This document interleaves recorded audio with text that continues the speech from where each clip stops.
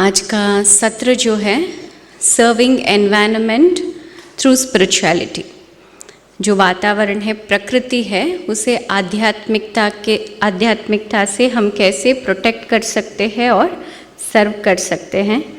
मैं आप सबको इस सत्र में वेलकम करती हूँ और मैं निवेदन करती हूँ गेस्ट को आप कृपया आकर अपना आसन ग्रहण करें। जस्टिस आंचल द्विवेदी जी, ब्रह्म कुमारी स्नेहा बेन, मिस्टर गोलू भाई और sister Vidya ben, BK sister Vidya ben. I request you to please come on stage. अभी हम 2 मिनट उस परमात्मा की याद से हम सत्र शुरू करेंगे।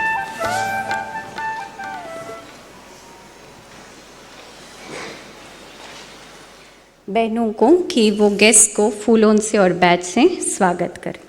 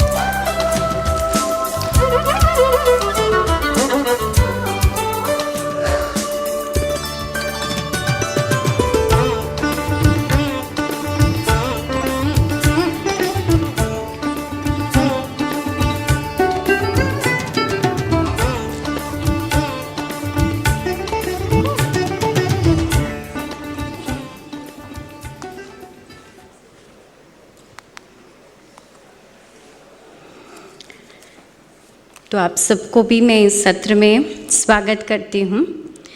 तो आपने बहुत सारे सेशंस ऐसे या कॉन्फ्रेंसेस सुने होंगे, ग्लोबल वार्मिंग हो रहा है या वातावरण या प्रकृति को कैसे हम प्रोटेक्ट करें, क्या इनिशिएटिव ले सकते हैं। बट शायद ये पहली बार होगा कि आप ऐसे जो टॉपिक सुन रहे होंगे, कैसे हम आध्यात्मिकता से यानी स्पिरिचुअलिटी से हम कैसे एनवायरनमेंट को सर्व करें और प्रोटेक्ट करें। तो मैं पहले गोलू भाई को इस बारे में अपनी विचार प्रस्तुत करने के लिए आमंत्रित करना चाहती हूँ। Mr. Golu J. Pils is the advisor for renewable energy for Brahma Kumari's organization. And Mr. Golu from Germany has been actively engaged in the research and demonstration of renewable energy projects in India since 1993. Since 2010, Golu has been coordinating the design and construction of India One, a solar thermal power plant at Shantivan campus. Golu was a speaker at UN's Climate Change Conference and a panelist hosted by Global Peace Initiative of Women on consciousness and climate change. He has been delivering lectures in many conferences since 2006 in different countries like Spain, South Korea, Denmark, India, Mexico, and many others. So I invite Golu Bhai to share his views on this topic.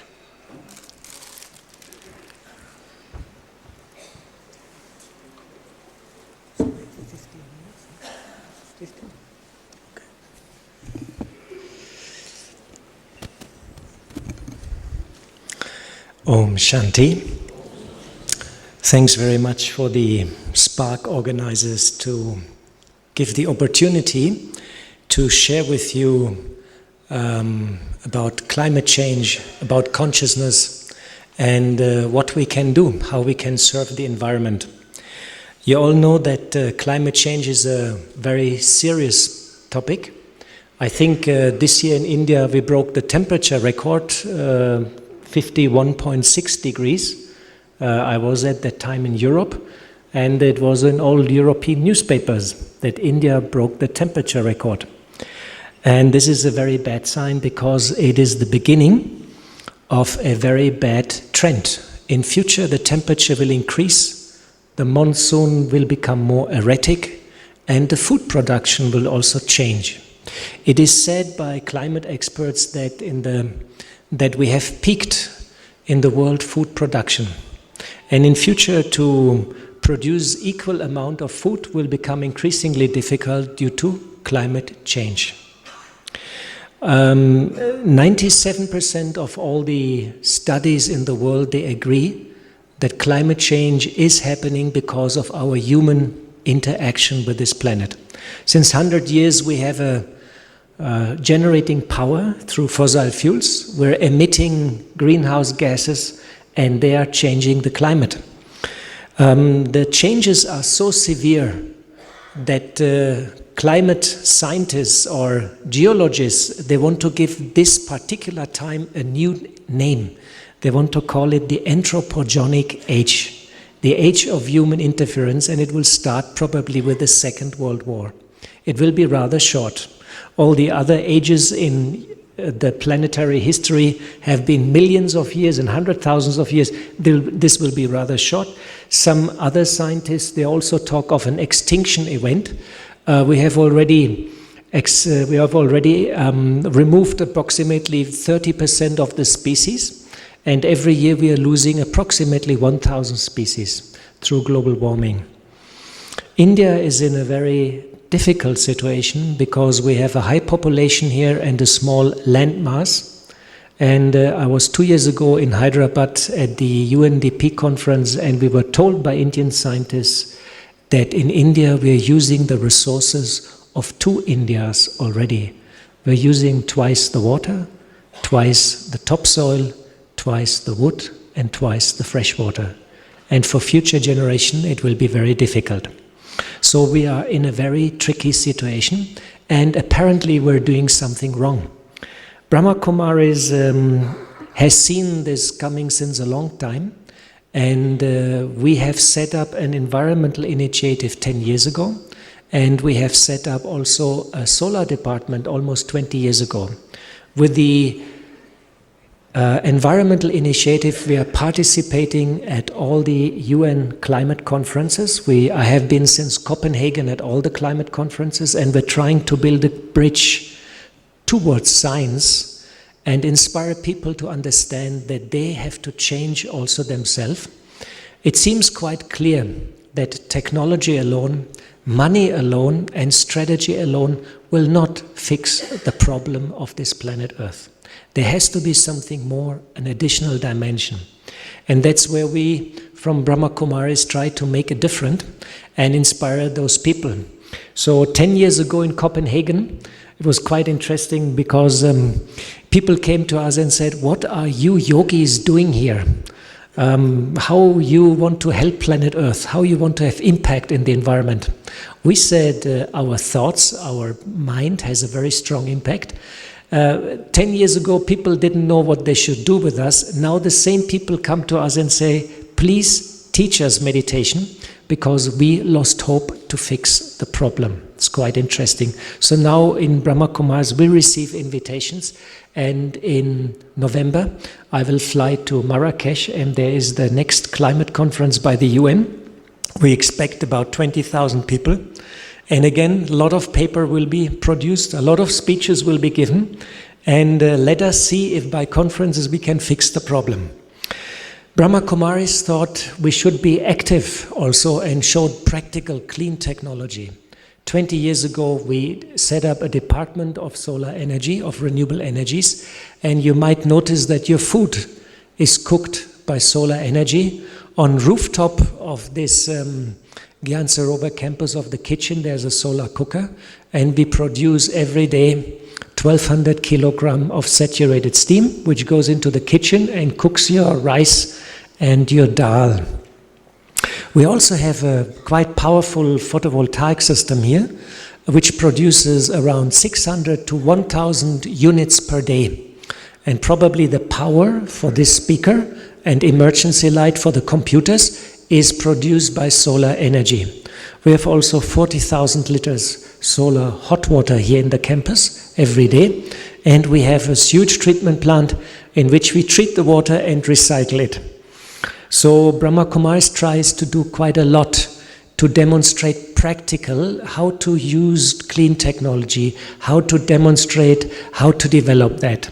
Since about 6 years, we are a recognized research center with the Government of India, with the Department of Science and Technology, and we do quite a lot of research and development projects. At the moment, we're setting up a 1 megawatt thermal power plant.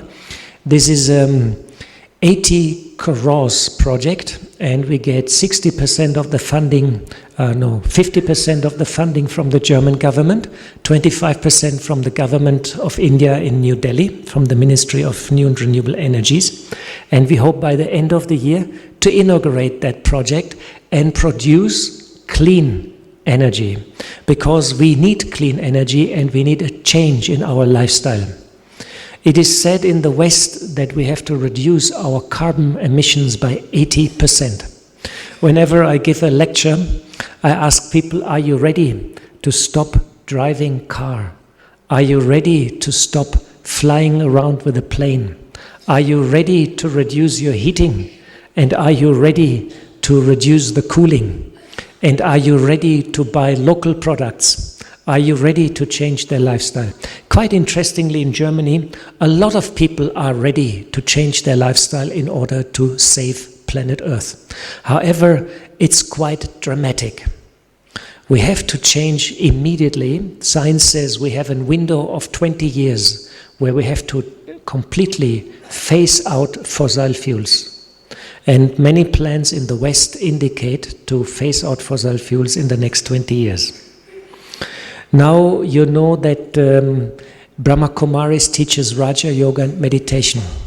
And part of our lectures and meditations is the idea to highlight the connection between our inner world, about our mind, our thoughts, and the outer world there. Inner pollution creates also outer pollution, because we act wrong, we have wrong ideas, we use wrong technology. But the inner mind, the inner world creates also an atmosphere and creates a power field. And this atmosphere and this energy field is all the time radiated into the outer world. I like to share at the end with you an experiment which science has done many years ago. It's called the double slit experiment. It is an experiment in which science wanted to find out the nature of light. Is nature a particle or is nature a wave function? And when they did the experiment, they got different results. Sometimes light was behaving like a particle, and sometimes light was behaving like a wave. And finally they found out what makes the difference. I'm sure some of you are aware of this experiment, it's quite famous. It's the consciousness of the observer. If I observe the experiment, light behaves like a particle. And if I shift my attention somewhere else, light behaves like a wave. What does it mean? It means our mind reflects into the physical reality. If I change the vibration, I change very powerfully also the world outside. In America, there is the competition who can make the biggest pumpkin in the world. So every year one person wins the competition and his pumpkin is 250 kilos. So they ask him, how do you make this big pumpkin? And he says, love. I love my pumpkin. I go every morning to my pumpkin and I say, pumpkin, the sun is rising, wake up and grow. And every evening I go to my pumpkin. Every evening I go to my pumpkin and say, pumpkin, it's time to sleep. I hope you had a good day. And I will provide everything to you what you need. And that's how I grow the biggest pumpkin. So what we have to do, we have to treat the earth and the environment in the same way. Our thoughts are extremely important because they change the atmosphere. And as we know from quantum physics, our inner world reflects into the outer world. Many scientists now say this outside world only exists because the inner world exists. The I exists, the observer, the consciousness, the mind. We have not paid attention in the last 100 years to the mind, to the consciousness. The planet is showing it quite clearly. So I would like to conclude my speech with the remark that yoga or meditation is a very powerful tool to pacify and to purify our thought process. And positive, peaceful, pure thoughts, they are the key to change the world, to solve the climate problem, to heal the wars, and to bring Ram Raj back to India. Om Shanti. Thank you.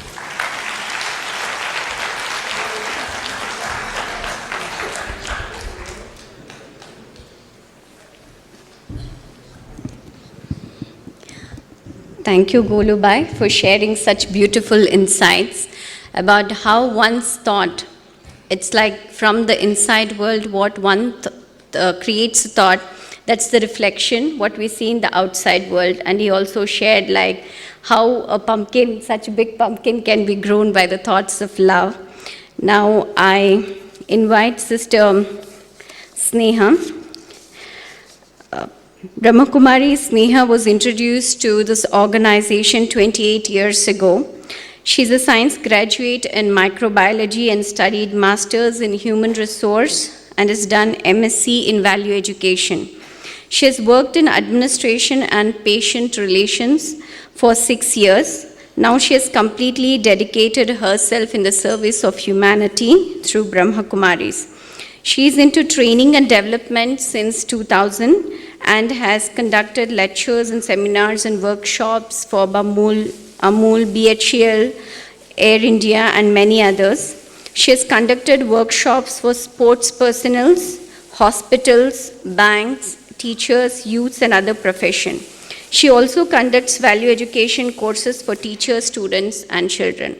I invite Sister Sneha to throw some light on this topic. बहुत सारी चीज़ें गोलूबाई ने share किए, so I wouldn't be repeating the same things, Golubai. So something of that similar kind I want to share, but in a different way. Before I would start to share my thoughts on this, I would like you to watch a small video on Earth. It is called Home. It is of 5 minutes. तो उसके बाद हम ये discussion share करेंगे.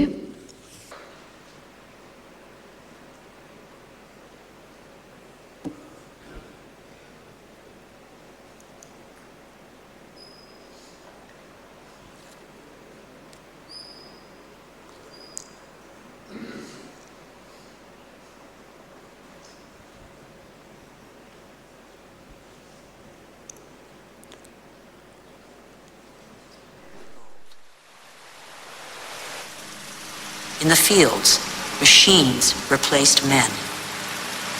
A liter of oil generates as much energy as 100 pairs of hands in 24 hours.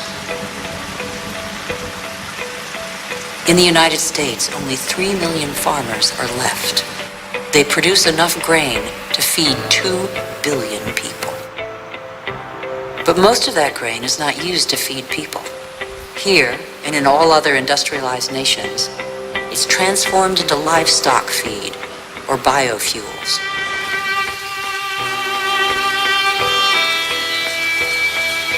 The pocket of sunshine's energy chased away the specter of drought that stalked farmland.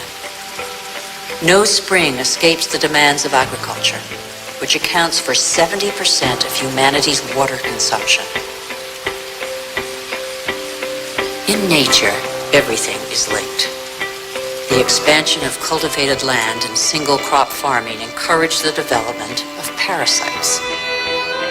Pesticides, another gift of the petrochemical revolution, exterminated them. Bad harvests and famine became a distant memory. The biggest headache now was what to do with the surpluses engendered by modern agriculture. But toxic pesticides seeped into the air, soil, plants, animals, rivers, and oceans. They penetrated the heart of cells similar to the mother cell that is shared by all forms of life. Are they harmful to the humans that they released from hunger?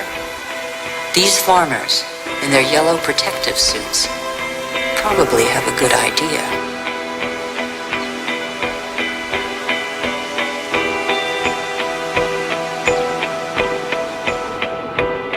Then came fertilizers, another petrochemical discovery.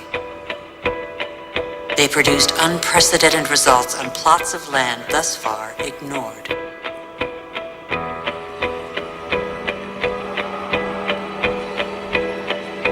Crops adapted to soils and climates gave way to the most productive varieties and the easiest to transport.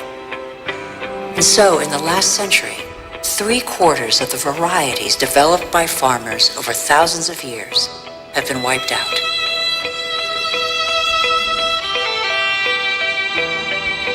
As far as the eye can see, fertilizer below, plastic on top, the greenhouses of Almeria in Spain are Europe's vegetable garden. A city of uniformly sized vegetables waits every day for the hundreds of trucks that will take them to the continent's supermarkets.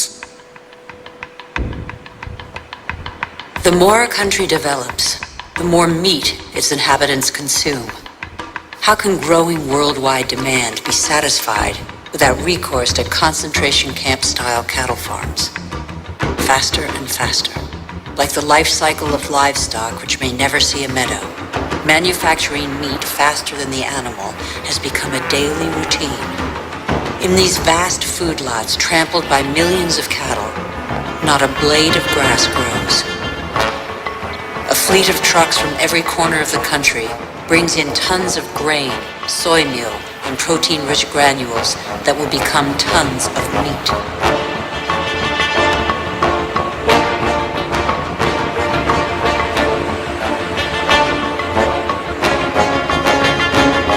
The result is that it takes 100 liters of water to produce 1 kilogram of potatoes, 4,000 liters for 1 kilo of rice, and 13,000 liters for 1 kilo of beef, not to mention the oil guzzled in the production process and transport.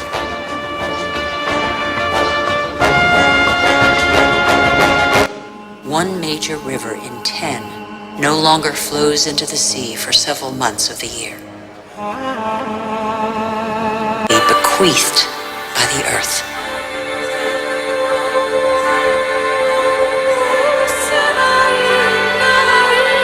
You're only 200,000 years old, but you have changed the face of the world. Despite your vulnerability, you have taken possession of every habitat and conquered swaths of territory like no other species before you. Species has a role to play. Every species has its place. None is futile or harmful. ऊपर से देखेंगे तो दुनिया कैसे लगेगी? बहुत सुंदर, सुंदर लगती है ना? जहाँ पे कोई बाउंड्रीज नहीं, एक छोटा सा नीला गोला जिसमें पानी और नीला नीला दिखता है और कुछ नहीं दिखता, कोई बाउंड्रीज भी नहीं।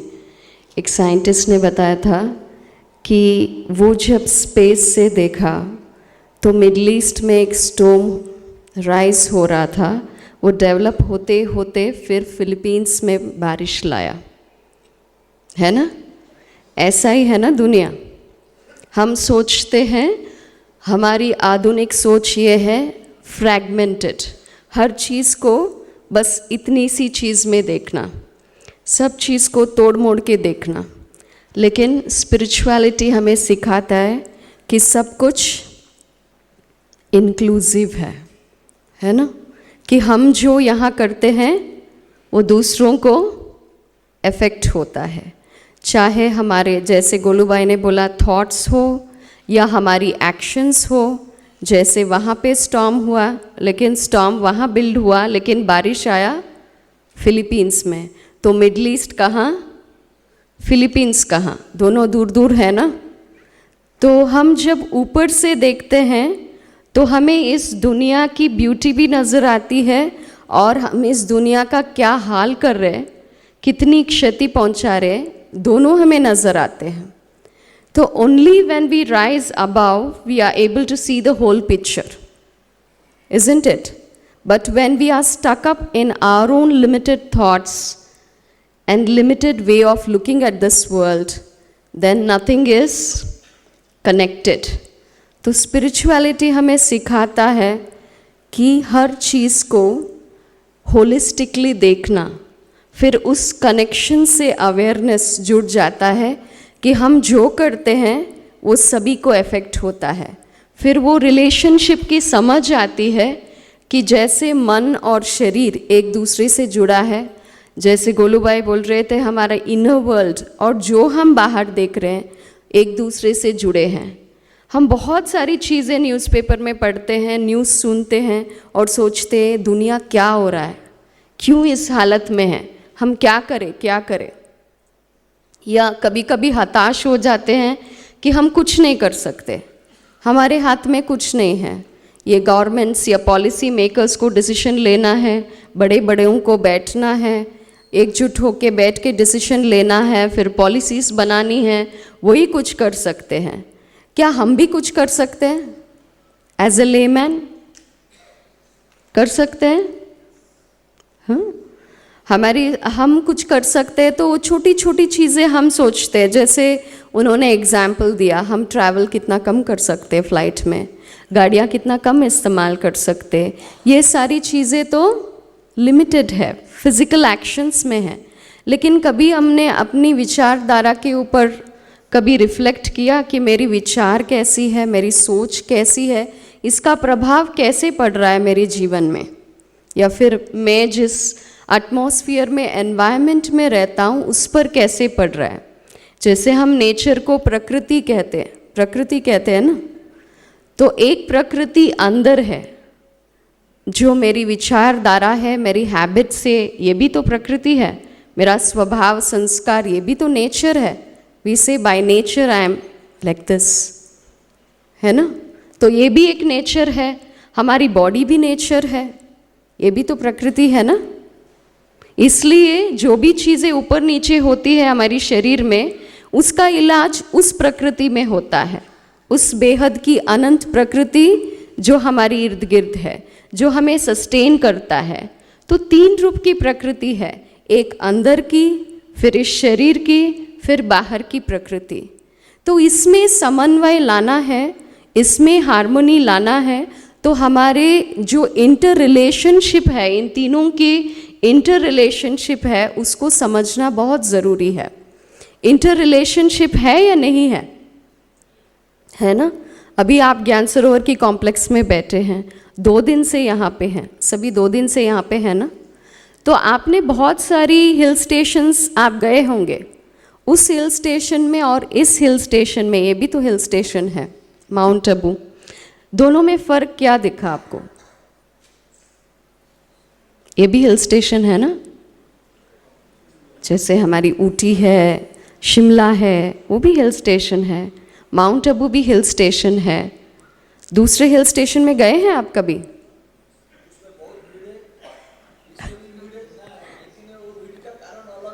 हाँ, अलग है। फीलिंग में क्या फ़र्क है?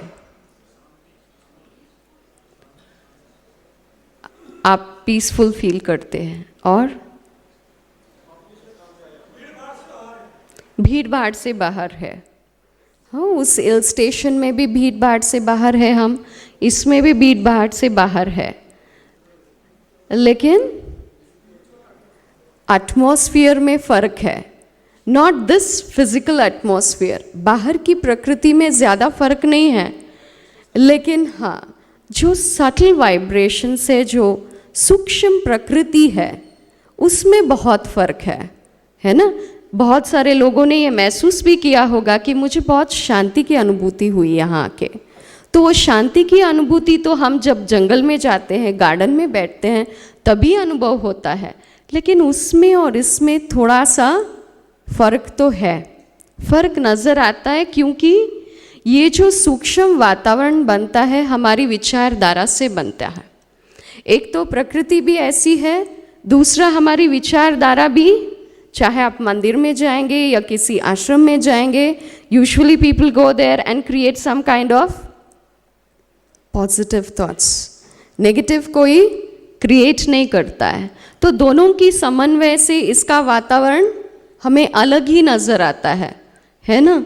तो हम कैसे कंट्रीब्यूट करें? स्पिरिचुअलिटी हमें सिखाता है कि हर एक यूनिक है और हर एक सक्षम है बहुत कुछ करने के लिए, क्योंकि एक सोच सिर्फ एक सोच नहीं है, लेकिन वो ट्रेमेंडस एनर्जी है वो जिससे मैं खुद बदल सकती हूँ और मेरे इर्द गिर्द जितनी भी चीज़ें हैं उसको बदलने की क्षमता उसमें रहती है. जैसे हम सोलार एनर्जी के बारे में सुनते हैं या विंड मिल्स के बारे में सुनते हैं या वाटर रिसोर्सेज के बारे में सुनते हैं, फिर उसका कैसे रिसाइकलिंग होता है. तो ये सारी चीज़ें रिसोर्सेज के बारे में हमें पता है, लेकिन हमें ये नहीं पता कि थॉट भी एक एनर्जी है, इसको भी टैप किया जा सकता है, इसको भी हम यूज़ कर सकते हैं चीज़ों को बदलने के लिए. और सबसे परिवर्तन चाहिए हमारी प्रवृत्ति में, हमारी नेचर में. जो अंदर की दुनिया है वहाँ बदलाव की ज़रूरत है. हम बोलते हैं ये सही नहीं है, वो सही नहीं है, उसको ठीक करना है, इसको ठीक करना है, लेकिन वो सब ठीक होगा जब हमारी अंदर की नेचर ठीक होगी. और उसके लिए किसी और चीज़ की आवश्यकता नहीं है, सिर्फ मेरे मन की ही आवश्यकता है, मेरी विचारधारा की ही आवश्यकता है. वो कैसी पॉजिटिव बनेगी, वो कैसी पावरफुल बनेगी, किस आधार से बनेगी?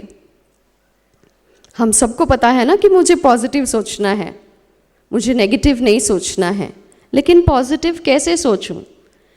किसी को ये चाहिए कि मैं नेगेटिव सोचूं? ऐसे कोई सोचता है कि मैं नेगेटिव सोचूं, पॉजिटिव ना सोचूं? नहीं ना, हम सभी चाहते हैं पॉजिटिव सोचे, लेकिन जब परिस्थिति आती है तो मेरे मन में पॉजिटिव विचार आते नहीं हैं. क्यों नहीं आते? क्यों नहीं सोच पाते हम पॉजिटिव? हाँ, ढेर सारा नेगेटिव अंदर है इसलिए पॉजिटिव नहीं आता है. और हाँ, आत्मा कमज़ोर है ना? हमारी थॉट जो है वो आत्मा की एनर्जी है.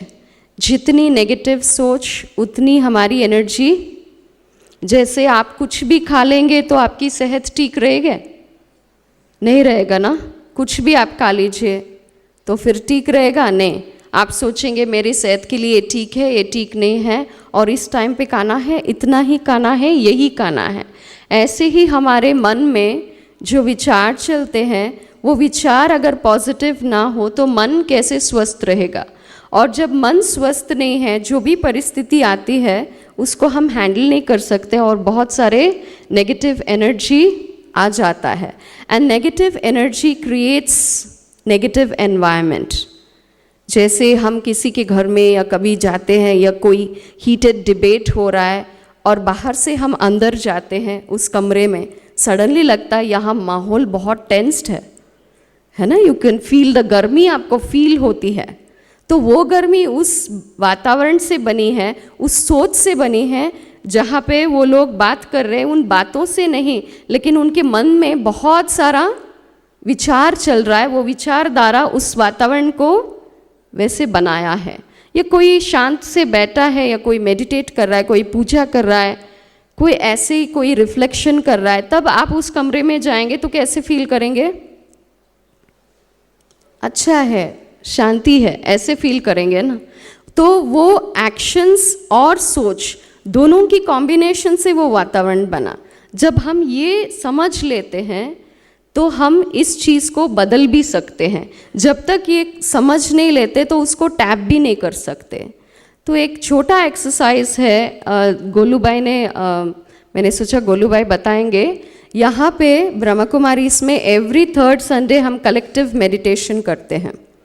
मेडिटेशन तो रोज़ करते हैं, लेकिन खासकर एवरी थर्ड संडे 6:30 to 7:30 जो होते हैं उस टाइम पे हम वर्ल्ड पीस के लिए मेडिटेट करते हैं.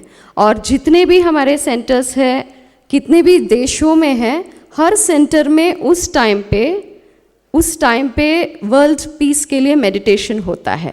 ये collective consciousness is a very important aspect of ट्रेमेंडस change. हम सभी पावरफुल है, हम सभी हर एक इंडिविजुअली कर सकते हैं, लेकिन कलेक्टिवली जब हम करते हैं तो उसका इम्पैक्ट कुछ और हो जाता है। ये आप मानते हैं? ये मानते हैं? तो मैं किसी एक व्यक्ति को यहाँ पे आमंत्रित करती हूँ, वो कृपया खड़े होके एक बार ओम शांति बोले। कौन करेंगे? ओके, वहाँ सुनाई दिया? 3 लोग बोलेंगे तो 3 लोग साथ में, एक और जुड़ जाइए उनके साथ। आप सभी से निवेदन है, आप सभी खड़े हो जाइए और एक बार साथ में ओम शांति बोलेंगे। एक बार पहले साथ में बोलेंगे। सभी रेडी है साथ में बोलने के लिए? चलिए, ओम शांति। एक और बार।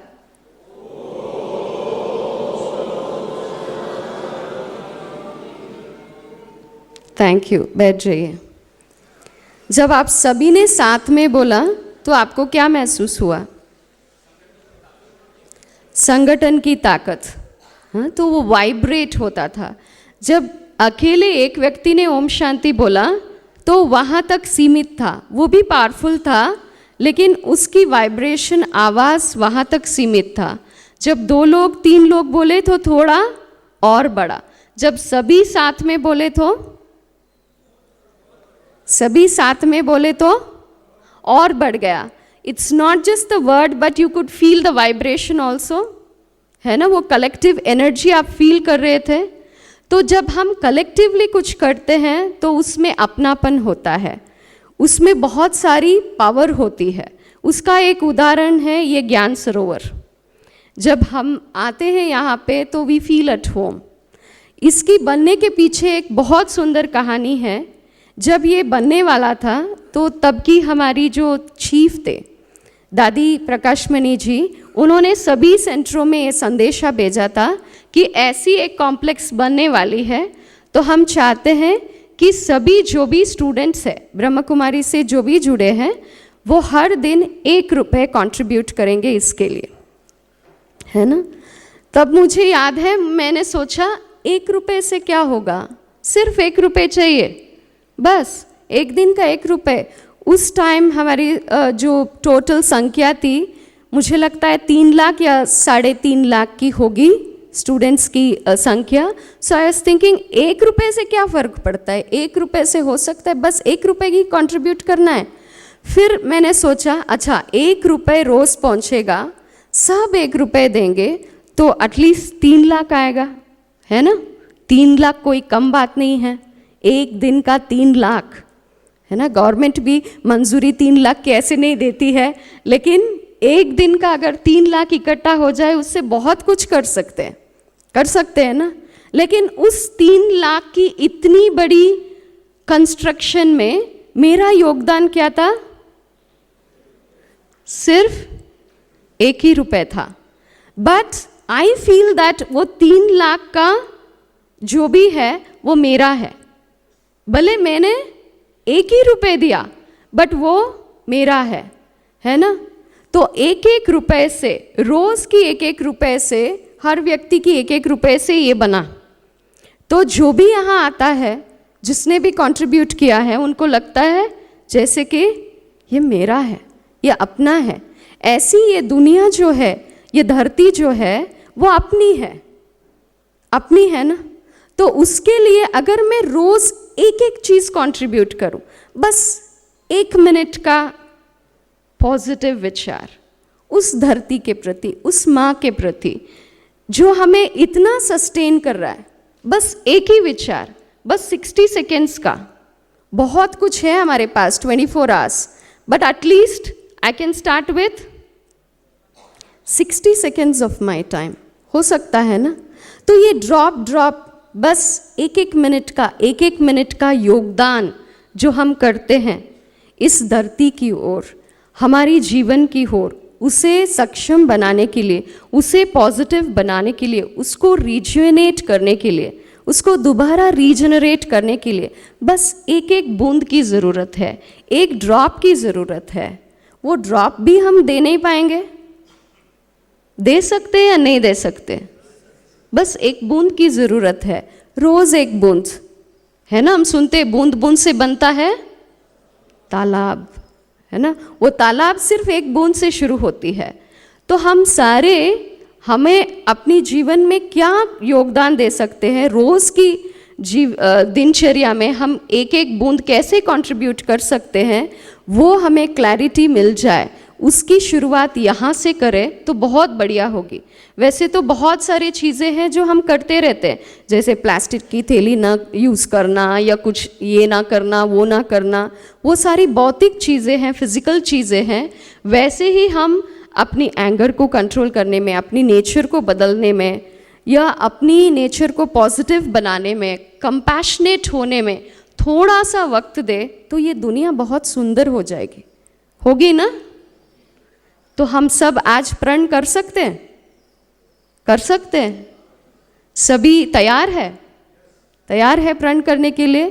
तो आज से अपने आप को प्रण कीजिए कि मैं रोज़ आज से अपनी समय से 1 मिनट निकाल के मैं इस धरती के लिए कुछ ना कुछ योगदान ज़रूर करूँगा। किया सबने? खड़े होके करे सभी?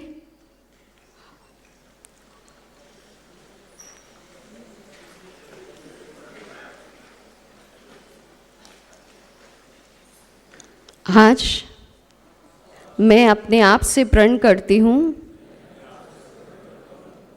ये जो सुंदर धरती माँ है, जो हम सबको जीवदान देती है, इसके प्रति मैं रोज़ 1 मिनट योगदान देंगे। Thank you. Om Shanti. Thank you so much.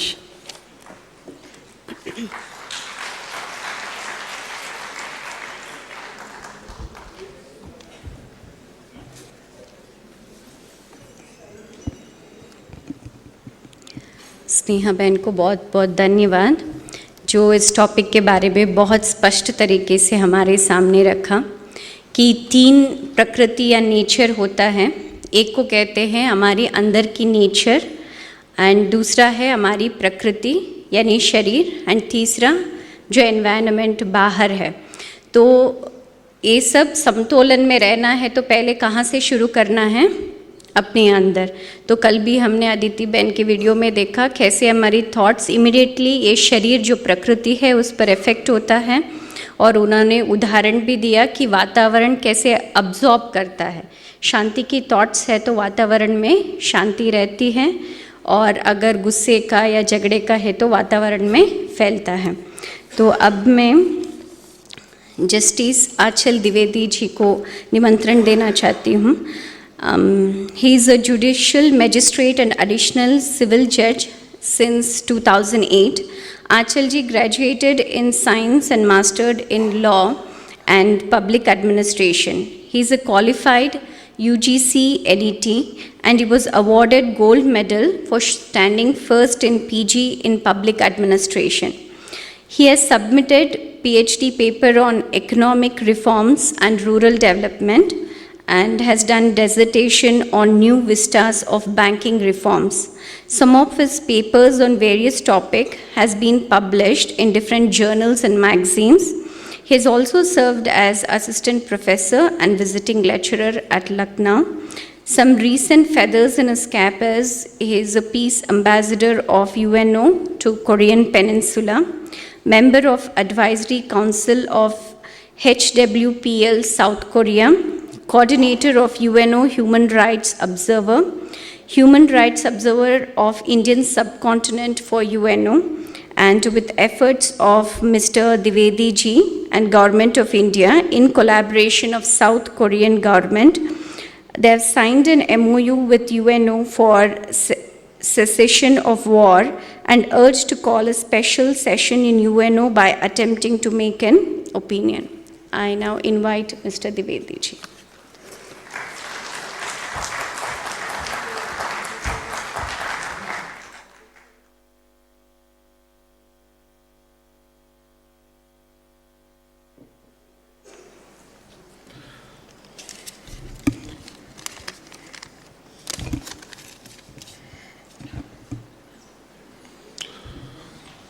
Om Shanti. Golu भाई, स्नेहा बहन, विद्या बहन, शिल्पा बहन और विद्वान श्रोतागण, सर्वप्रथम आप सबको धन्यवाद कि मुझे यह अवसर दिया कि मैं आप लोगों के बीच में अपने विचार व्यक्त कर सकूं। जब मैं स्टूडेंट लाइफ में हुआ करता था तो मैं बहुत अच्छा ओरेटर होता था, प्रोफेसर भी रह चुका हूँ। फिर लकीली ऐसा जॉब मिल गया जहाँ सिर्फ सोचना और विचार करना था, बोलना बिल्कुल मना था। सबसे सफल जज वो है जिसके मन की बात वकील बिल्कुल ना जान सके और ऑडियंसेस भी। तो फिर बोलना जब बिल्कुल ही बंद हो गया तो उसका अभ्यास भी छूट गया। फिर जब यूएन में आया तो कभी कभी अवसर मिलने लगे, तो वो चीज़ें अभी मैं कोशिश कर रहा हूँ फिर से वो आ सके, ताकि लोग मेरी बातों से बोर ना हो। देखिए, जो सबसे ज़रूरी चीज़ अगर मैं आप लोगों से पूछूं कि आपके जीवन में क्या है, सबसे ज़रूरी चीज़ जिसके बगैर आप 5 मिनट भी नहीं रह सकते, तो बताइए क्या है? श्वास। तो आप समझ सकते हैं एनवायरनमेंट का इफेक्ट और उसकी इम्पोर्टेंस। इतना इम्पोर्टेंट है हमारा एनवायरनमेंट। और जो हमारे यहाँ हीटिंग हो रही है, CO2 के जो इफेक्ट हैं, ग्लोबल वार्मअप के जो इफेक्ट हैं, और जो ओजोन लेयर का डिप्लीशन हो रहा है, ये सब हमारी नेसेसरी फंडामेंटल ऑक्सीजन को डिरोट कर रहे हैं। हमारे लिए वो ईश्वर अभी जरूरी नहीं है जिसको हमने नहीं देखा है, परंतु ये प्रकृति हमारे लिए जरूर ईश्वर है। यदि हमने अपनी सीमाएं इसी तरीके से तोड़ी और यदि प्रकृति ने एक बार भी अपनी सीमा तोड़ दी तो जीवन 5 मिनट के अंदर समाप्त हो जाएगा, आप समझ सकते हैं। तो ईश्वर प्रकृति से अलग नहीं हो सकता। ऐसा कोई संत मैं नहीं देखता जो प्रकृति को नष्ट करता हो और ईश्वर का तक उसकी पहुंच हो गई हो। ऐसा कोई संत नहीं हो सकता। तो यदि हमको संत बनना है, अपने आध्यात्मिक जीवन को उठाना है, तो सबसे पहले प्रकृति की पूजा शुरू करनी पड़ेगी। और प्रकृति की पूजा का मतलब चंदन और टीका से नहीं है। किसी भी रिलीजन के 3 पार्ट्स होते हैं। होता क्या है कि when we talk about spirituality, we are very much confused with its any religion, while it is very distinguished from the religion. Religion has 3 components. One is mythological stories, second is the rituals associated with any religion, and third is the values associated with any religion, and that values consist of spirituality. जो values होती हैं वही हमारे काम की हैं, और वो वैल्यूज एक्सप्रेस और इन एक्सप्रेस वर्ड्स और गेस्चर्स में हमारे संत भी हमको बताते थे। मैं आपको एक एग्जाम्पल देता हूँ। गांधी जी एक बार आनंद भवन में अपना मुंह धो रहे थे। 1 लोटा पानी खर्च करते थे वो मुंह धोने में। उस दिन नेहरू जी से बात करते वक्त वो पूरा पानी खर्च कर गए क्योंकि बातों में मन लग गया। अब बोले ये तो बड़ा गलत हो गया। तो नेहरू जी ने कहा इसमें क्या गलत हो गया, आप दूसरा पानी ले लीजिए 1 लोटा और। उन्होंने कहा प्रकृति ने हम सबको आवश्यकता के लिए दिया है, लालच के लिए कुछ नहीं दिया है। प्रकृति हमारी आवश्यकता सब पूरी कर सकती है और हमारा लोभ कुछ नहीं पूरा कर सकती। अगर हमको सस्टेनेबल डेवलपमेंट करना है, अपनी अगली पीढ़ी को इससे अच्छा दे के जाना है, तो जरूरी है कि हम संसाधनों का सीमित और सुरक्षित उपयोग करें। जैसे भगवत गीता है। भगवत गीता ही एक ऐसी पुस्तक है जिसको मैं किसी धार्मिक पुस्तक के रूप में नहीं देखता। सब धर्मों की एक प्रोटोटाइप बुक है, लेकिन गीता जो है वो आध्यात्मिक पुस्तक है। गीता कैसी पुस्तक है? धार्मिक या आध्यात्मिक? कोई भी यहां पर उपस्थित ये नहीं कह सकता कि गीता एक धार्मिक पुस्तक है। यही कहेगा कि वो आध्यात्मिक पुस्तक है यदि उसने उसको पढ़ा है। तो हमारे यहाँ जो रिसाइकलिंग की कॉन्सेप्ट है वो तो सबसे पहले गीता में ही थी। जातस्य ही ध्रुवो मृत्युम ध्रुवम जन्म मृतस्य तस्मात् परिहर्यते न तुम सोचतम महर्षि। जिसका जन्म हुआ है वो नष्ट भी होगा और जो नष्ट होगा वो पुनः जन्म होगा। तो रिसाइकलिंग की सबसे पहली कॉन्सेप्ट गीता में ही थी। और गीता की कॉन्सेप्ट रिसाइकलिंग में यहां तक जाती है कि वह हमारे शरीर को भी डिग्रेडेबल बताता है। वासान से जीर्णानि यथा विहाय नवीन ग्रहणाति नरो पराणी तथा शरीराणि विहाय जीर्णन्यानि संयाति नवयन देहि।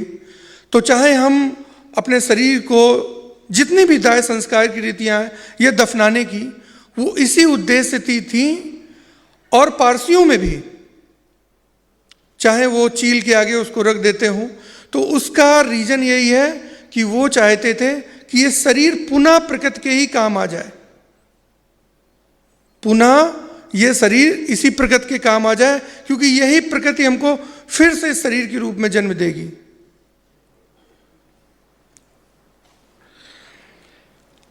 अब जैसे हिंदू धर्म को ही लें, हिंदू धर्म में हम सब प्रकृति पूजक रहे हैं। कमोबेश अज्ञानता की वजह से या पूरी तरह न समझ पाने की वजह से कभी कभी हमारी प्रकृति की पूजा अंधविश्वास की तरफ बढ़ने लगती है, और कभी कभी दूसरे धर्म के अनुयायी इस पे हंसी भी उड़ाते हैं। पर प्रकृति की पूजा का एक खास अर्थ है, उसको समझना है हमें। जैसे पीपल का वृक्ष है, हम उसकी पूजा करते हैं, क्यों करते थे? इसका रीजन एग्जैक्टली कोई नहीं जानता। हाँ, आप बताइए।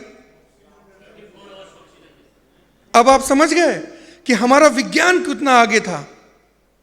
हमारा विज्ञान इतना आगे था कि हम उसके सिंबॉलिक रीजंस को नहीं समझ पाए। धीरे धीरे जब साइंटिस्ट ने फिर खोज की, गंगा का पानी हम पवित्र मानते थे। क्यों? साइंस का कोई अगर विद्यार्थियों को वो बताएगा इसको, बैक्टीरियोफेज होता है, इसलिए गंगा का पानी कभी खराब नहीं हो सकता था। बैक्टीरिया को खाने वाला ही, वायरस को खाने वाला ही बैक्टीरिया है उसमें। तो आप ये समझ लीजिए कि गंगा के पानी में क्या क्वालिटी थी, इसलिए हम गंगा की पूजा करते थे। तो ये जो हमारे आध्यात्मिक धार्मिक चीजें जुड़ी हुई हैं, उनके पीछे के रीजंस को समझना है। रीजन समझ के यदि आप उनको नमन करेंगे तो निश्चित रूप से आपको संतुष्टि भी मिलेगी और आपकी ये प्रकृति आपके लिए सुखदायी हो जाएगी। अब हमारे यहाँ वाराह अवतार कहा जाता है सूकर का। आप ये बताइए कि वाराह से अच्छा स्कैवेंजर कौन है? सफाई कर्मी है। सब कुछ हमारी गंदगी फैलाने वाले तो हम हैं, वाराह ही साफ करने वाला है। इसलिए उसकी पूजा होती थी, क्योंकि अगर कंटेमिनेशन फैला, पॉल्यूशन हो गया, तो कोई भी नहीं सस्टेन कर पाएगा। चूहे हैं, फसल के बाद वो जो बिल बनाते थे, उससे जमीन को नई जीवन मिलता था। हमारे यहाँ पहले गोपालन पशुपालन की प्रथा थी।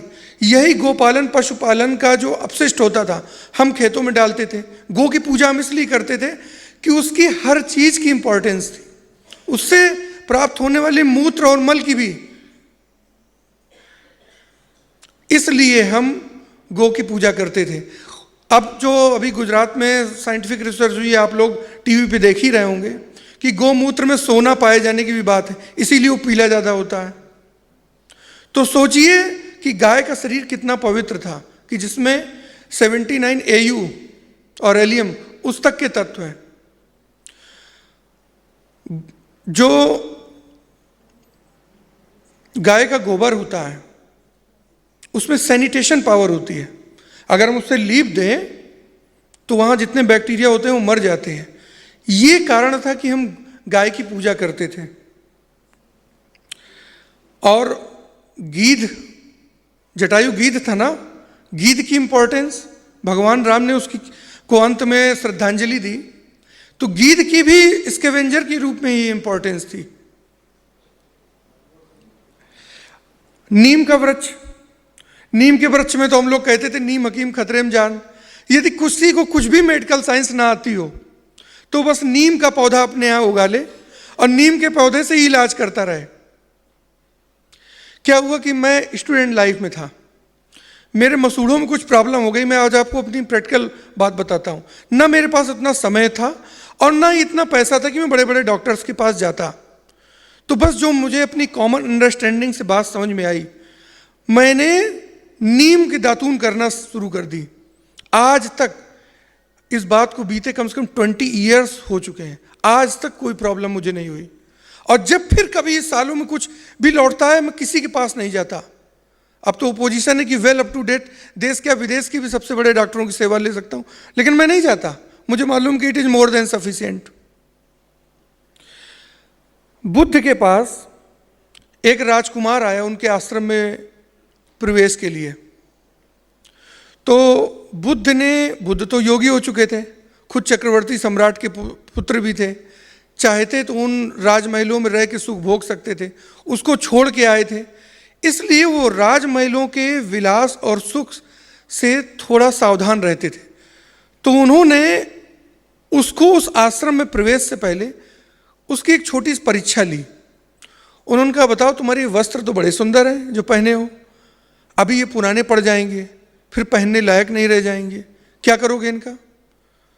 करूंगा क्या, फिर इनके पर्दे बन जाएंगे।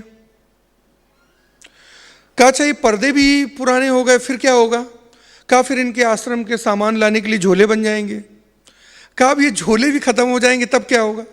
कहा तो इसका पोछा बन जाएगा आश्रम में लगाने के लिए। Means the optimum utilization of resources and taking least from the society, taking least from the nature, यही आध्यात्म है। तो बुद्ध ने उसको इसी बात पर प्रवेश दे दिया, रिसोर्सेस का लीस्ट यूटिलाइजेशन।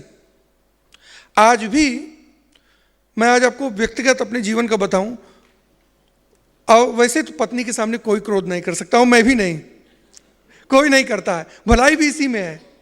धीरे धीरे जैसे लोग कहते हैं ना कि क्रोध पे कैसे नियंत्रण पाया जाए, तो कुछ नहीं, पत्नी की एक फोटो उठा के सामने देख लीजिए, उसको प्रैक्टिस में डाल लीजिए, बस इसके बाद क्रोध आपको अपने आप आदत पड़ जाएगी बिना क्रोध के रहने की।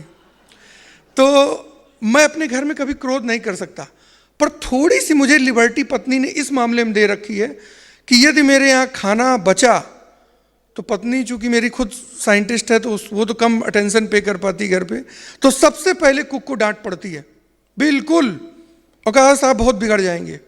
आज भी स्थित है, जाने अनजाने ये संस्कार माता पिता ने मुझको दे दिए। मतलब कभी भी भोजन बचता है तो पता नहीं, मुझको लगता है कि कुछ पाप हो गया, जैसे पाप आप लोग कहते हैं, वो पाप जैसा मुझे महसूस होता है। और मुझे मालूम है कि बाकी वो किसी चीज़ पे कुछ नहीं बोलेंगे। इसी तरीके से एक छोटा सा उन्होंने घर बनवाया अपना लखनऊ में, तो मैं एयरपोर्ट से आया, बाकी तो मैंने आर्किटेक्ट को दे रखा था। मैं घर गया तो मैंने देखा कि उसने किचन का आउटलेट भी बाहर निकाल दिया है। मैंने उस आउटलेट को तुरंत तोड़वा दिया और मैंने कहा इसको किचन गार्डन में खोल दो। ये वाटर क्यों बेकार जाए, किचन का जो पीछे गार्डन है उसको इससे जाने दो पानी। ऐसी छोटी छोटी चीजें, चैरिटी बिगिंस फ्रॉम होम। आप लोग छोटी छोटी चीजें अपने घर से कीजिए, छोटी छोटी चीजें, पानी बचाइए। अब जैसे सोलर लाइट है, सोलर लाइट पे गवर्नमेंट सब्सिडी दे रही है, ये रिन्यूएबल सोर्स ऑफ एनर्जी है, वो आपके लिए भी हर मामले में अच्छा है। सोलर कुकर आपको मालूम होगा कि उसका क्वालिटेटिव, कितना क्वालिटेटिव फूड बनता है उसमें। जब हरित क्रांति की बात आई, नॉर्मन बोरलाग ने हरित क्रांति शुरू की, कुछ जो सीजन्ड लोग थे, सीजन्ड इन्वायरमेंटलिस्ट ले, उन्होंने रोक दिया था कि ये कुछ दिन में भूमि की पूरी उर्वरा शक्ति खींच लेगा और जो मूल तत्व हैं, जो भी हमको खाने के लिए सब्जियां या फल मिलते हैं, उनके वो सब गुण गायब हो जाएंगे और फिर उत्पादन भी धीरे धीरे गिरना लगेगा। और वही आज हो रहा है।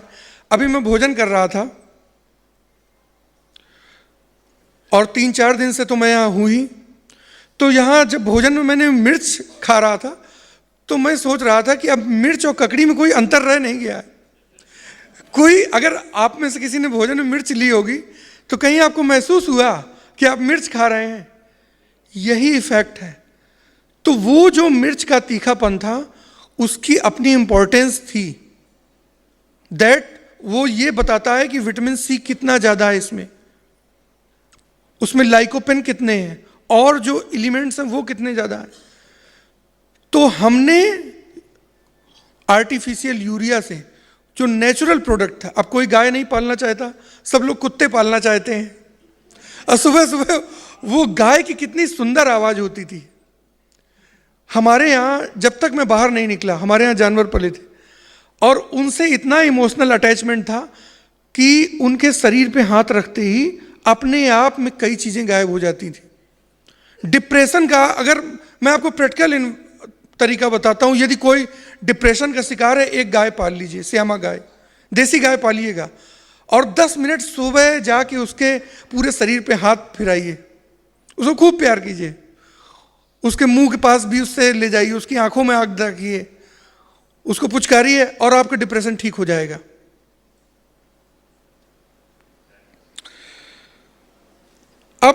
अब मैं आपको ये बताता हूं कि मैं पहले अनुमति ले लूं शिल्पा बहन से, मैं समय से आगे तो नहीं जा रहा। हाँ, तो आज मैं आपको बताता हूं कि इस माया से निकलिए और प्रकृति की पूजा शुरू कीजिए। आप पूछेंगे माया क्या है? मां माने नहीं है, अय्या माने जो। मां संस्कृत की एक धातु है, तो माया का अर्थ होता है नहीं है जो। हम कागज के बने हुए रुपयों के बगैर सरवाइव कर सकते हैं, वो रुपये फिर जनरेट हो जाएंगे, उनको पैदा करने के साधन है, छाप लीजिए। लेकिन वो जो कागज जिस चीज से बनता है, उन पेड़ों की रक्षा करना सबसे जरूरी चीज है। तो वो चीजें जिनको किसी ने नहीं देखा है, उनको छोड़िए और उस प्रकृति की पूजा करना शुरू कीजिए। प्रकृति की पूजा का मतलब अब तक आप समझ गए होंगे कि उनको वैल्यूज देना, उनको निग्लेक्ट नहीं करना, उनको ईश्वर की तरह इंपॉर्टेंस देना। भोजन है, पानी है, उनको इस तरह से उनको इंपॉर्टेंस देना जैसे ईश्वर को हम लोग देते हैं।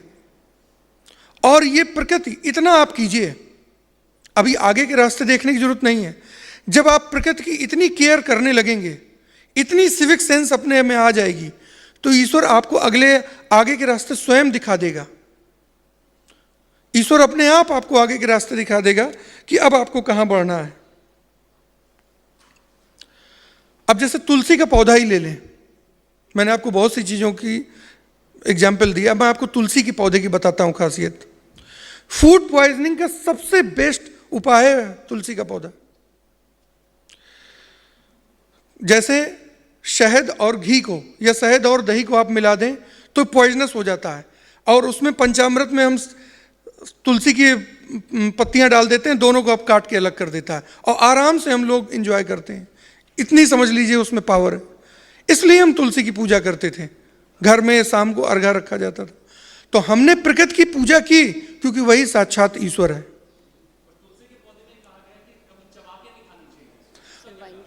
हाँ, उसका रीजन ये है कि यदि तुलसी के पौधे में ऐसे एंजाइम्स होते हैं कि यदि आप उसको मुंह में चबाएंगे तो मुंह की सलाइवा के साथ वो कभी बेनिफिट नहीं करेगा, नुकसान नहीं करता, लेकिन उसका जो इंपॉर्टेंस है, वो बेनिफिट है, वो खत्म हो जाएगा।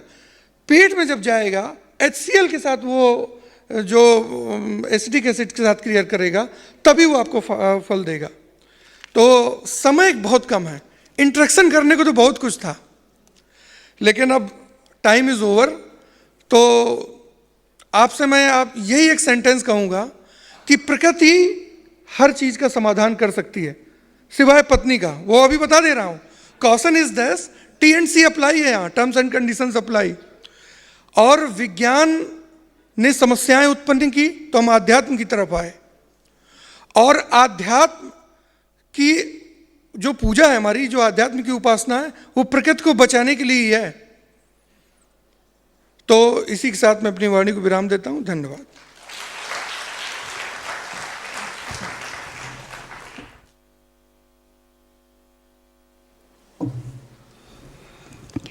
बहुत बहुत धन्यवाद आंचल जी का।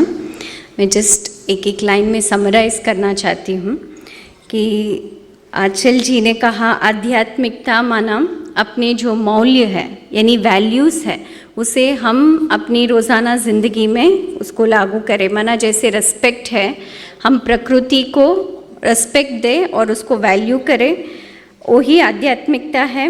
और स्नेहा बहन ने कहा आध्यात्मिकता माना इंक्लूसिव, लिविंग इन हार्मोनी। जैसे कोई और स्पीकर ने दूसरे सेशन में भी कहा, जैसे ऋषि मुनियाँ रहते थे, they were living in harmony with nature. And Golu बाई ने कहा स्पिरिचुअलिटी माना अपने क्वालिटी ऑफ थॉट्स कैसे हो, उसमें प्यार, शांति, ये सब मौल्य जो होता है वही आध्यात्मिकता है। और स्नेहा बहन ने कलेक्टिव कॉन्शियसनेस की इम्पोर्टेंस बताई। सभी एक साथ हम एक ही कॉन्शियस में रहेंगे तो उसका इफ़ेक्ट क्या होता है। तो अभी मैं ब्रह्मा कुमारी विद्या बहन को इनवाइट करना चाहती हूँ, 3 मिनट वो हमें कुछ रिफ्लेक्शंस या थॉट्स दे, ताकि हम सभी एक साथ उस थॉट्स करें और उसका इफ़ेक्ट खुद हम देखें कि क्या रहेगा। BK Vidya is a commerce graduate and masters in law. She has 15 years of teaching experience in a law college. From past 25 years, she has completely dedicated herself in the service of humanity through Brahma Kumaris. She conducts various management courses and is an active participant in Juridic Wing and also Belgaum Subzonal Coordinator for SPARC. I now invite Sister Vidya to take us through the reflection.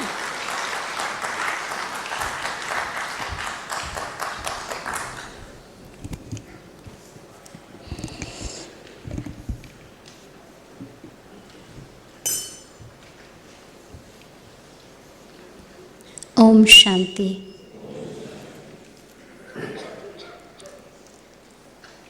इतने सारे हमारे वक्ताओं को सुनने के बाद आपको ज़रूर लगा होगा कि आपका छोटा सा एक कंट्रीब्यूशन ज़रूर इस दुनिया के वाइब्रेशंस को बदल सकता है और ये दुनिया फिर से राम राज्य ज़रूर बनेगी। उसके लिए एक छोटा सा मैं एग्ज़ाम्पल बताना चाहती हूँ कि आप सभी अपने हाथ को थोड़ा सा ऐसे करें और थोड़ा नीचे करें। क्या हुआ? कुछ हुआ? कुछ बदलाव नहीं हुआ, ऐसा लगा ना? नहीं। आपका ये जो थोड़ा सा आपने हाथ हिलाया उसका परिणाम पूरे वर्ल्ड में फैल चुका है। जैसे कि यहाँ से लेकर यहाँ तक बहुत सारे मॉलिक्यूल्स हैं, एटम्स है, वो सभी जब आपने हाथ ऐसे किया तो नीचे दब गए और वहाँ जो थे ऑलरेडी उनको जगह नहीं मिला तो वो और नीचे गए। तो ऐसे पूरे वर्ल्ड के ऊपर आपके इतना हाथ हिलाने का प्रभाव ज़रूर पड़ा है। तो फिर हमारे वाइब्रेशंस इस संसार को, इस पृथ्वी को या इन 5 तत्वों को क्यों नहीं बदलेगा? ज़रूर बदल सकता है। इसलिए अगर हम कलेक्टिवली अगर ऐसे पावरफुल संकल्प करें तो ज़रूर ये दुनिया बदलेगी, ये वातावरण बदलेगा। इसका ही हम थोड़ा सा अभी डेमॉन्स्ट्रेट करेंगे। आप सभी से निवेदन है, थोड़ा स्ट्रेट बैठे, कंफर्टेबली स्ट्रेट।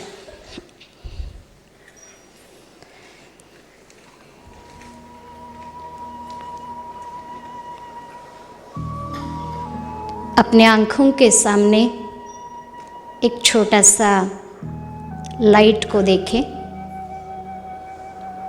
वो लाइट धीरे धीरे अपने भ्रुकुटी के बीच में जा रहा है। वो लाइट अपने चारों ओर बहुत सारे किरणों को फैला रहा है। भ्रुकुटी के बीच में जाते ही पूरे शरीर के अंदर उसके रेज फैल रहे हैं। शरीर जो 5 तत्वों से बना हुआ है उसमें एनर्जी भर रहे हैं। आप एक बार मान लीजिए आप वही ज्योति हैं, वही लाइट है जिसको आध्यात्मिकता आत्मा कहती है। फील करें, मैं एक चमकता हुआ लाइट हूँ। मेरे से निकल रहे ये सभी रेज पूरे शरीर में चैतन्यता लाइट दे रहा है।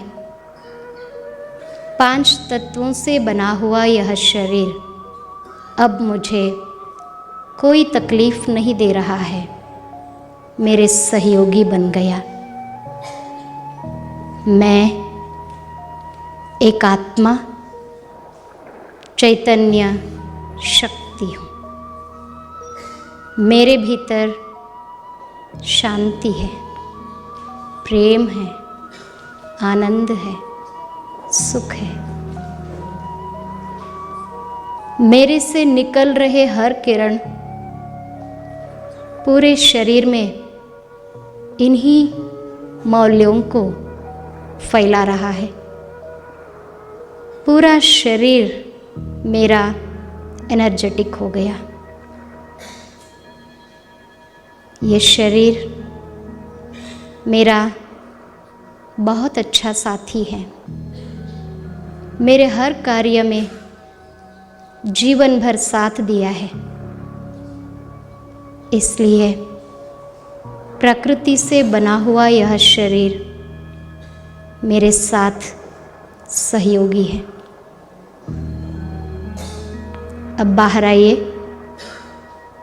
छोटा सा लाइट इस शरीर से बाहर आप देख रहे हैं। यहाँ हॉल में आप एक चमकता हुआ ज्योति पूरे हॉल में आपके एनर्जी फैल रहा है, ये देख रहे हैं।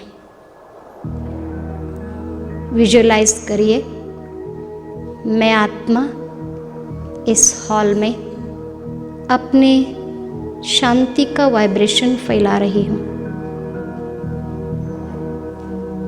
वातावरण में शांति फैल गई है। अब धीरे धीरे और ऊपर जाइए। इस हॉल से बाहर ऊपर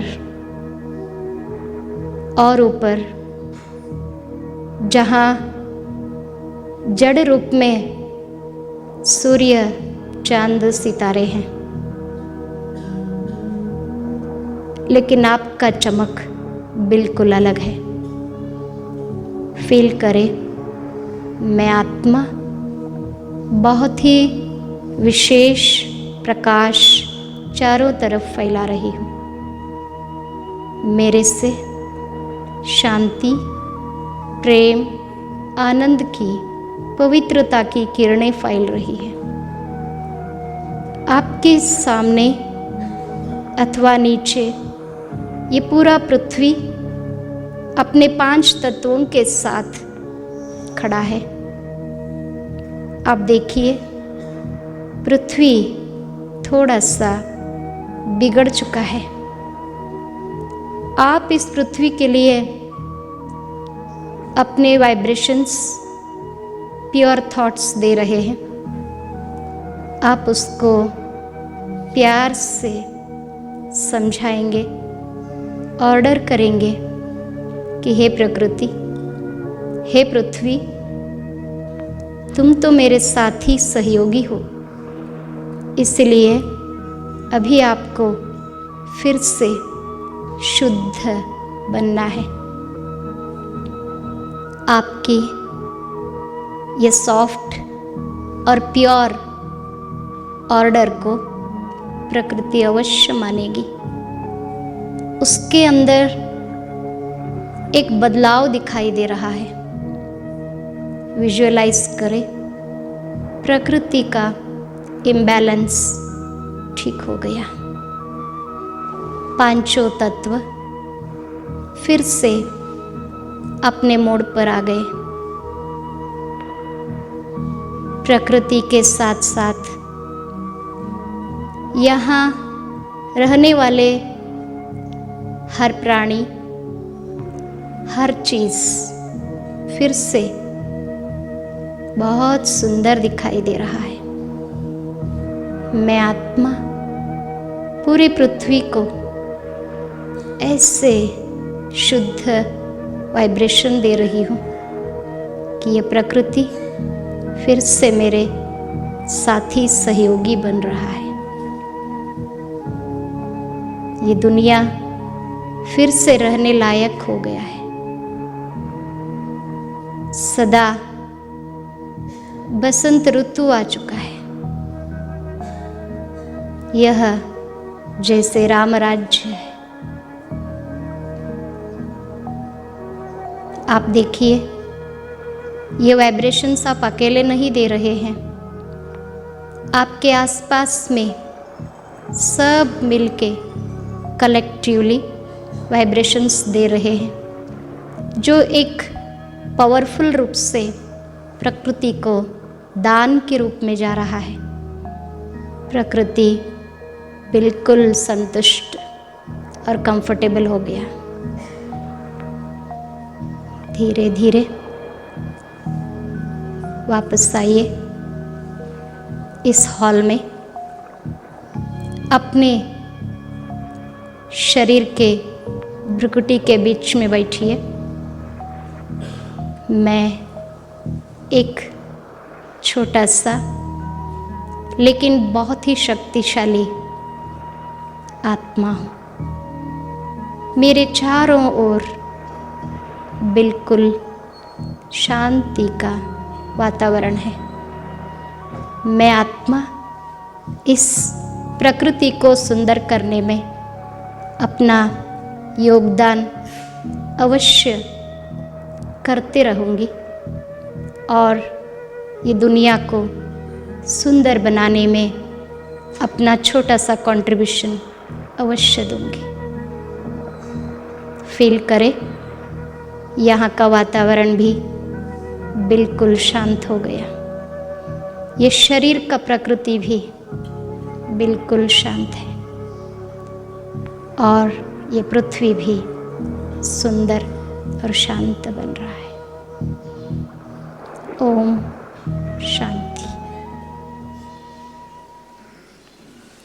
मैं विद्या बहन को धन्यवाद देना चाहती हूँ कि उन्होंने बहुत ब्यूटीफुल जर्नी कैसे हम प्रकृति को सर्व करें लेके गए। सारे मेहमानों को भी मैं धन्यवाद देना चाहती हूँ और सिस्टर्स को इनवाइट करूँगी इस ग्रैटिट्यूड को एक मोमेंटो प्रेजेंट करके व्यक्त करें।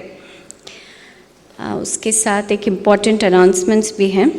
स्पार्क के सभी मेहमानों से जिसको भी स्पार्क प्रोग्राम की डीवीडीज या ऑडियो वीडियो चाहिए, वो पेन ड्राइव प्राप्त करने के लिए ऑडियो डिपार्टमेंट से निर्धारित समय से आधा घंटा ज़्यादा भी वो खुला रहेगा। आप वहाँ कांटेक्ट करके ले सकते हैं। और ये सत्र के बाद नेक्स्ट सेशन 6:30 शुरू होगा। 6:30 to 7 एक्सपीरियंसिंग मेडिटेशन होगा। उसके बाद कंटिन्यूएशन होगा दूसरा सेशन 7 to 8:30 पेपर प्रेजेंटेशन। और रात को 9:15 से 10 o'clock तक म्यूज़िक शो होगा। सब बहुत ज़ोरदार तालियों से, कर्तव्य जनी से सबको धन्यवाद प्रस्तुत करेंगे।